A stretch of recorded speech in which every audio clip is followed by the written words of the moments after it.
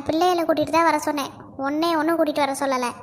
அப்போ சரி, இப்போவே உங்கள் தம்பியை கூப்பிடுங்க. நான் இல்லாத இடத்துல அவரும் இருக்க மாட்டார். கூப்பிட்டுட்டு நான் எங்கள் வீட்டுக்கு போகிறேன். நாங்கள் என்னமோ வீடு இல்லாமல் இங்கே அந்த மாதிரி பேசிகிட்டு இருக்கீங்க. இங்கே பாரு, நீயெல்லாம் இவ்வளோ சவுண்டு போடக்கூடாது. எங்களுக்கு இருக்க வசதிக்கு நாங்கள் பெரிய வீட்டிலேருந்து பொண்ணாக பார்த்து எடுத்து என் தம்பிக்கு கல்யாணம் பண்ணி வச்சுருந்துருப்போம். இந்நேரம் என் தம்பி என்னை விட்டு பிரிஞ்சிருக்கவே மாட்டான். 15 வருஷமாக என் தம்பி என் கண்ணிலே காட்டாமல் இருந்துட்டேல நீ. நானும் தான் எங்கள் வீட்டிலேருந்து பிரிஞ்சிருந்தேன்.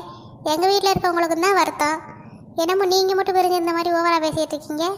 இங்கே பாரு, உங்கள் வீட்டில் இருக்கவங்களும் நாங்களும் ஒன்றா. எங்கள் தம்பியை நாங்கள் சின்ன வயசுலேருந்து எப்படி வளர்த்தோம் தெரியுமா? ராஜா மாதிரி வளர்ந்தவன்.